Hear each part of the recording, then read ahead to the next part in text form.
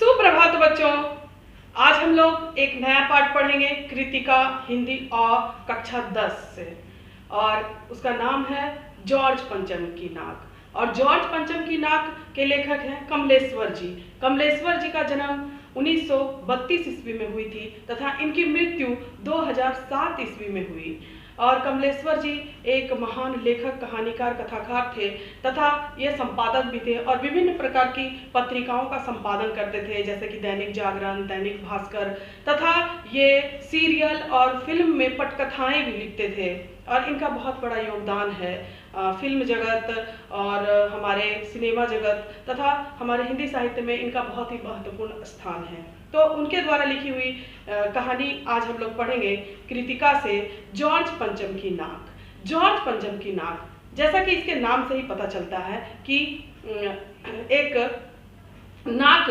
के बारे में यहाँ पर चर्चा की गई है। हम लोग जानते हैं कि नाक को हम लोग मान सम्मान से जोड़ते हैं, अर्थात हम लोग क्या मुहावरे का प्रयोग करते हैं। जैसे हम लोग मुहावरे का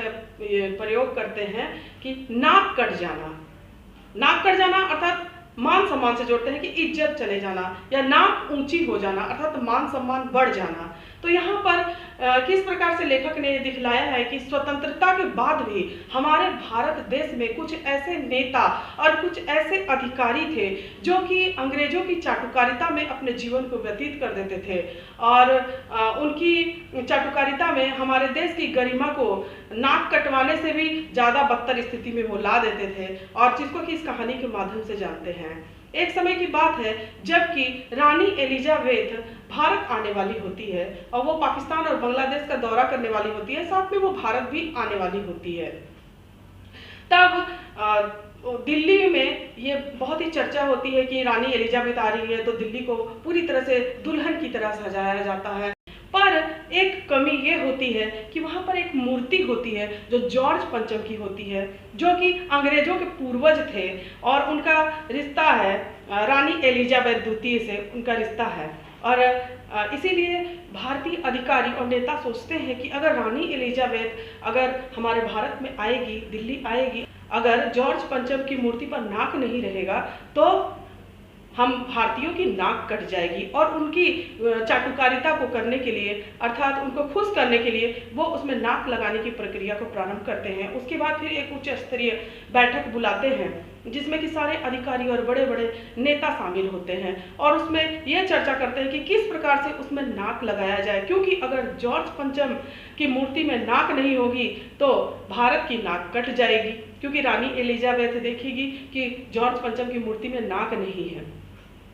उसके बाद फिर सभी विचार मंथन करते हैं। उसके बाद एक मूर्तिकार आता है जिसको ये पूछा जाता है कि क्या वो लगा सकता है, तो वो मूर्तिकार बोलता है कि अच्छा ठीक है, मुझे ये बताइए कि ये किस पत्थर से बना हुआ है, जॉर्ज पंचम की मूर्ति किस पत्थर से बना हुआ है, मैं उस पत्थर को खोज कर लाऊंगा और उसे लगाने का प्रयत्न करूंगा। तो पुरातत्व विभाग की जितनी भी अलमारियां हैं, जितनी भी किताबें हैं और जितने भी सभी ऐतिहासिक पुस्तकें हैं, सभी छान मार ली जाती है, लेकिन ये पता नहीं चल पाता है कि जॉर्ज पंचम की मूर्ति किस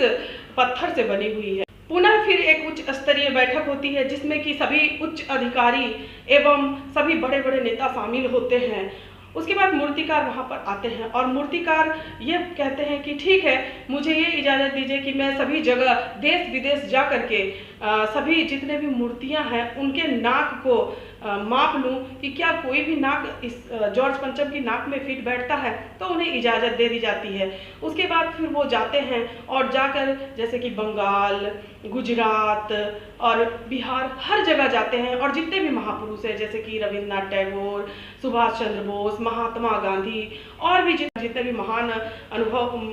लोग हैं उन लोगों की मूर्तियों को जा करके वहाँ नाप लेते हैं, लेकिन कोई भी नाक जॉर्ज पंचम की मूर्ति में फिट नहीं बैठता है। फिर एक उच्च स्तरीय बैठक होती है और उस बैठक में जो मूर्तिकार है वो कहता है कि आप नाक लगाने की जिम्मेवारी मुझ पर छोड़ दीजिए, लेकिन ये बात आप अखबार वालों से या किसी से चर्चा मत कीजिएगा कि ये नाक किस प्रकार से लगेगी, क्योंकि ये नाक जिंदा नाक रहेगी और जिंदा नाक उसमें लगाया जाएगा। उसके बाद सारे अधिकारी उसे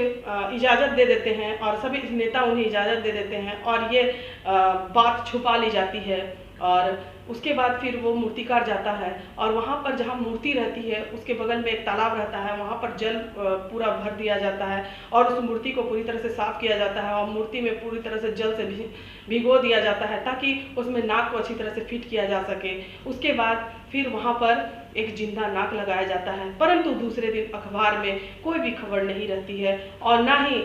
कोई उद्घाटन समारोह होता है और ना ही किसी प्रकार का समारोह मनाया जाता है, क्योंकि ये एक नाक कटने की बात थी। ये बहुत ही शर्मनाक बात थी, क्योंकि आज़ादी के इतने साल बाद भी हमारे देश के कुछ अधिकारी और कुछ बड़े बड़े नेता अंग्रेजों की चाटुकारिता और अंग्रेजों की गुलामी में ये भूल गए कि उन्होंने किस प्रकार का कार्य किया है और एक अंग्रेज की महारानी को खुश करने के लिए, इंग्लैंड की महारानी को खुश करने के लिए एक जिंदा नाक मूर्ति पर लगा के नाक कटने के समान ही कार्य किए। इस पाठ में ये भी दिखाया गया है पूर्व के समय में हमारा सरकारी तंत्र किस प्रकार से विफल था कि पहले से कोई भी कार्य ना करके जब कोई कार्य आता है उस समय में पूरी बदहवासी में सभी एक दूसरे पर ठीकरा ठोकते हैं और जो बड़े बड़े अधिकारी और नेता होते हैं वो सबसे कमजोर और सबसे निचले कर्मचारी को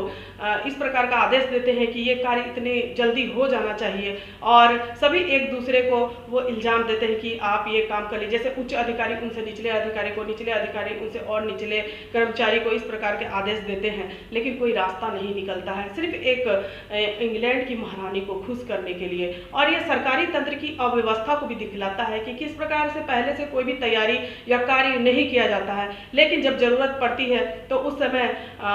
उस कार्य को संपन्न करने का पूरा प्रयास किया जाता है और जिसको भुगतता है हमारा निचला वर्ग, हमारा निचला कर्मचारी वर्ग उसे भुगतता है उस कार्य को संपूर्ण रूप से पूर्ण रूप प्रदान करने के लिए। इस प्रकार से हम लोग देखते हैं कि कमलेश्वर जी ने इस पाठ के माध्यम से हमारे देश की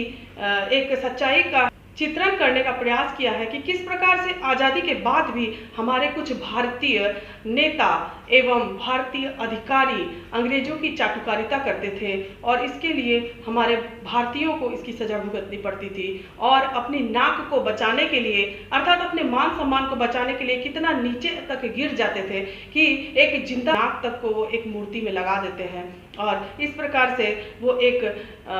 इंग्लैंड की रानी के सामने ऊंचा बनने की कोशिश करते हैं और वो समझते हैं कि उनका मान सम्मान इससे बढ़ गया, लेकिन ऐसा कुछ होता नहीं है। ऐसी